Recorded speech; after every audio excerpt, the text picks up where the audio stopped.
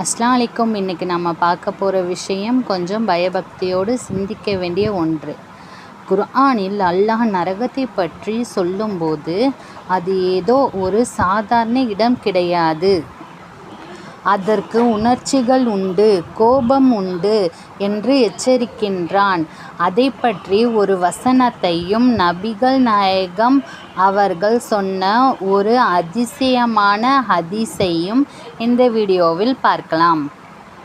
அல் குர்ஆன் 25வது அத்தியாயம் 12வது வசனம். இதா ரஅத்துஹும் மின் மகானிம் பஈதிம் சமீஉ லஹா தகய்யுலம் வ ஜஃபீரா. நரகம் இவர்களை தூரமான இடத்திலிருந்து காணும்போதே அதன் கொந்தளிப்பையும் இரைச்சலையும் சீற்றத்தையும் இவர்கள் செவியுறுவார்கள். இந்த வசனம் சொல்லும் செய்தி ரொம்பவே ஆழமானது. பொதுவாக நாம் நெருப்புக்கு பக்கத்தில் போனால்தான் அதன் வெப்பம் தெரியும். ஆனால் நரகம் பாவிகளை தூரத்திலிருந்தே பார்த்துவிடும்.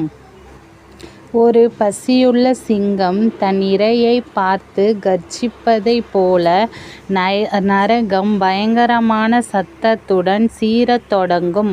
அந்த சத்தமே ஒரு மனிதனை நிலைகுலைய செய்ய போதுமானது.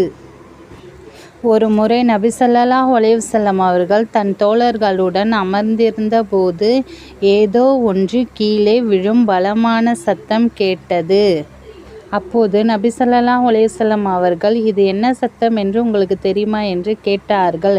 அதற்கு தோழர்கள், அல்லாஹ்வும் அவனது தூதருமே அறிவார்கள் என்றனர்.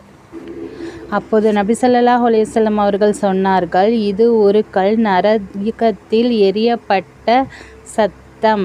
70 ஆண்டுகளுக்கு முன்னால் எரியப்பட்ட அந்த பாறைக்கல் இப்போதுதான் நரகத்தின் அடித்துவாரத்தை சென்றடைந்தது என்று கூறினார்கள். எவ்வளவு பெரிய பள்ளம் இருந்தால் ஒரு கல் கீழே போய் சேர 70 வருடம் ஆகும் என்று சிந்தித்து பாருங்கள். நரகத்தின் ஆழத்தையும் அதன் பயங்கரத்தையும் இந்த ஹதீஸ் நமக்கு உணர்த்துகிறது. நண்பர்களே, நரகத்தின் இந்த பயங்கரமான சத்தத்திலிருந்தும் அதன் குழப்பத்திலிருந்தும் தப்பிக்க ஒரே வழி நற்செயல்கள் செய்வது மற்றும் இறைவனிடம் பாவமன்னிப்பு தேடுவதுதான். பேரிச்சம்பழத்தின் ஒரு துண்டையாவது தர்மம் செய்து நரக நெருப்பிலிருந்து காத்து கொள்ளுங்கள். இறைவன் நம் அனைவரையும் நரக நெருப்பிலிருந்து பாதுகாப்பானாக.